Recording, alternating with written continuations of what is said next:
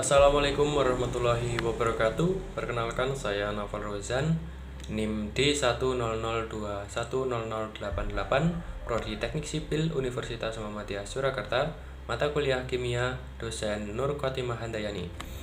Di sini saya akan mempresentasikan tentang kimia terapan dalam bidang teknik sipil. Sebelum kita ke pokok pembahasan yaitu kimia terapan pada teknik sipil, kita harus mengetahui apa itu kimia. Kimia merupakan ilmu tentang materi, sifatnya, strukturnya, perubahan dan reaksinya, serta energi yang menyertai perubahan tersebut. Kimia secara khusus dibagi menjadi beberapa bidang utama, yaitu kimia analisis, kimia organik, kimia anorganik, kimia fisik, dan biokimia. Lalu apa itu kimia terapan? Kimia terapan adalah bidang studi ilmiah yang akan membentuk berbagai ilmu untuk berdiri tegak di dunia modern. Studi ini memungkinkan seseorang untuk memahami berbagai proses kimia yang terlibat dalam industri pengolahan berbagai produk. Lalu hubungan ilmu kimia dengan teknik sipil itu apa?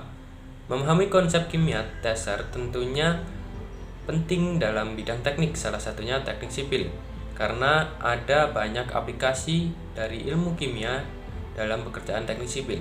Di bidang industri, ilmu kimia seringkali sangat dibutuhkan. Mesin-mesin besar yang berada di industri membutuhkan logam yang baik dengan sifat tertentu yang sesuai dengan kondisi dan bahan-bahan yang digunakan. Sama halnya dengan bahan-bahan yang digunakan dalam teknik sipilan. Lalu kimia terapan dalam bidang teknik sipil itu apa saja? Beberapa aplikasi ilmu kimia dalam bidang teknik sipil, diantaranya yang pertama pipa PVC atau polyvinyl klorida, merupakan polimer termoplastik urutan ketiga dalam hal jumlah pemakaian di dunia. Setelah polietilena dan polipropilena, di seluruh dunia lebih dari 50% PVC yang diproduksi dipakai dalam konstruksi. Sebagai bahan bangunan, PVC lebih relatif murah, tahan lama, dan mudah dirangkai. PVC yang fleksibel umumnya dipakai sebagai bahan pakaian, perpipaan atap, dan insulasi kabel listrik. Lalu di sini ditampilkan tahap pembuatan PVC. Ada 3 tahap. Yang pertama adalah klor-alkali.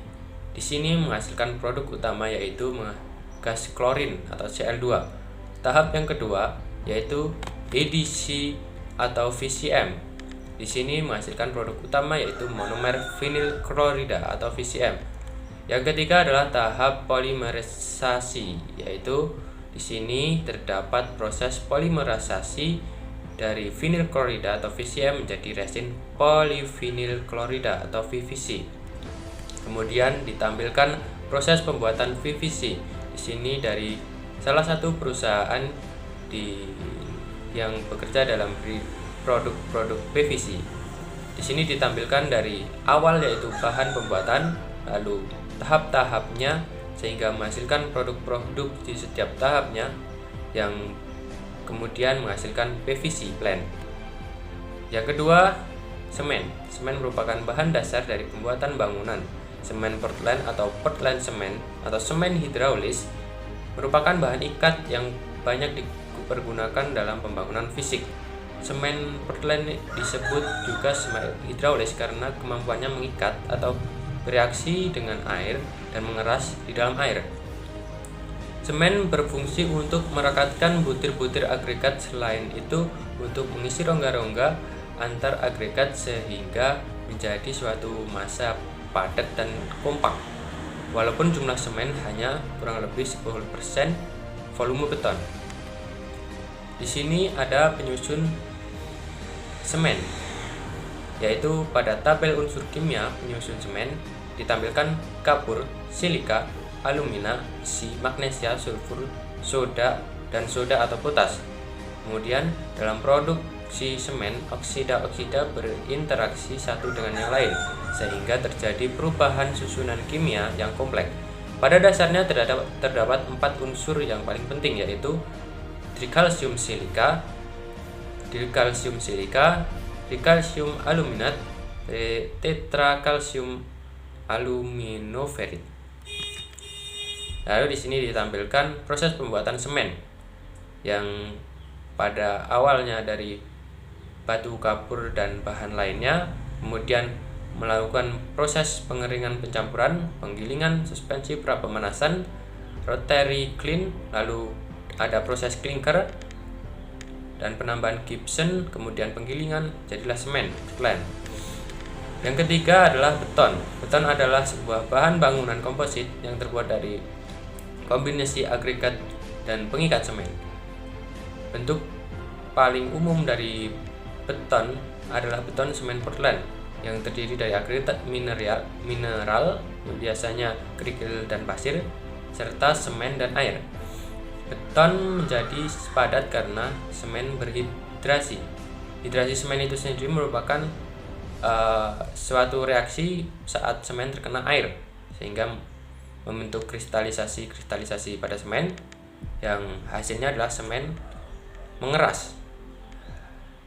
Kemudian mengelem komponen lainnya bersama dan akhirnya membentuk material seperti batu. Yang keempat adalah cat. Cat digunakan untuk memperindah ruangan dengan warna yang menarik. Cat yang biasanya sering dipakai adalah cat kayu dan tembok. Daya lekat antara cat tembok dan cat kayu berbeda. Cat kayu lebih rekat dan lebih kuat daripada cat tembok. Bahan kimia yang ada dalam cat tembok diantaranya adalah kalsium karbonat atau CO, titanium dioksida, lalu PVAC atau polyvinyl akrilik, lalu kaolin, pigmen, dan air. Kalsium karbonat dan titanium oksida digunakan sebagai bahan baku utama dalam cat tembok. PVC digunakan sebagai bahan kimia dalam cat. Yang kelima adalah keramik. Keramik adalah material padat anorganik atau non-logam. Material tersebut dapat berupa kristalin atau non-kristalin. Keramik non-kristalin meliputi gelas dan material lain dengan struktur tidak beraturan atau amorf, sedangkan yang kristalin memiliki struktur beraturan. Keramik dapat memiliki struktur jaringan kovalen, ikatan ion, atau gabungan keduanya. Secara umum bersifat keras, getas, dan stabil terhadap suhu yang sangat tinggi. Bahan-bahan keramik berasal dari berbagai bahan kimia, meliputi silika, oksida logam, karbida atau karbon dan logam, lalu nitrida atau nitrogen dan logam, atau alumina. Ya, itulah beberapa penerapan ilmu kimia dalam teknik sipil. Ilmu kimia sendiri merupakan salah satu ilmu pengetahuan yang sangat diperlukan dalam berbagai bidang, khususnya dalam teknik sipil, di mana ilmu ini diterapkan untuk membantu berbagai pekerjaan dalam teknik sipil supaya menjadi lebih efisien, efektif, dan berkualitas tentunya. Demikian presentasi yang dapat saya sampaikan. Saya Nafar Rozan. Wassalamualaikum warahmatullahi wabarakatuh.